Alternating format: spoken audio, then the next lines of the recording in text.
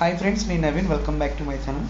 Friends, ఈరోజు నేను మీకు సిఎస్సి పోర్టల్లో రీఛార్జెస్ ఎలా చేయాలో ఈరోజు చేసి చూపించబోతున్నాను. ఫ్రెండ్స్, ఈ వీడియోని ఎక్కడ స్కిప్ చేయకుండా ఎండ్ వరకు చూడండి, అప్పుడు మీకు పూర్తిగా అర్థమవుతుంది. ఫ్రెండ్స్, క్రోమ్ని అయితే ఓపెన్ చేయండి.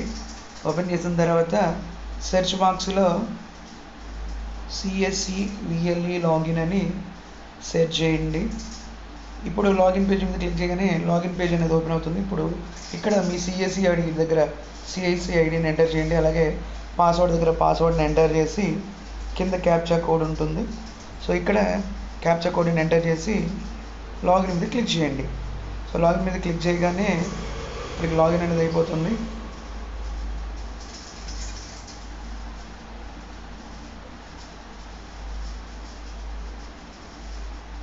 సో ఇప్పుడు ఇక్కడ మనకి టెలికామ్ అని కనిపిస్తుంది కదా.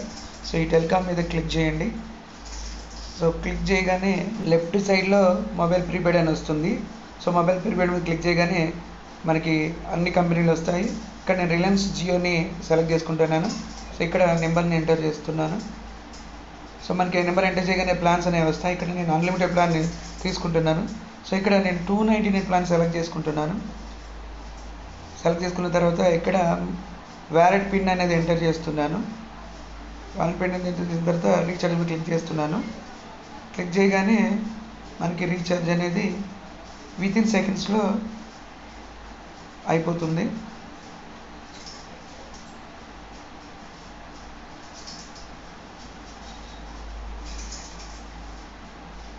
సో చూసారుగా ఫ్రెండ్స్, ఇక్కడ రీఛార్జ్ అనేది సక్సెస్ఫుల్ అయింది.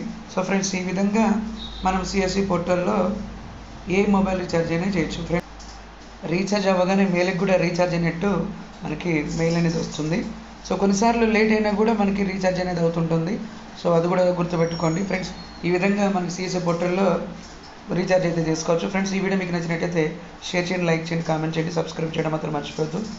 సబ్స్క్రైబ్ చేసినప్పుడు పక్కన బెల్ బటన్ యాక్టివేట్ చేయడం ద్వారా నేను పెట్టే వీడియోస్ అని మీకు నోటిఫికేషన్ వస్తాయి.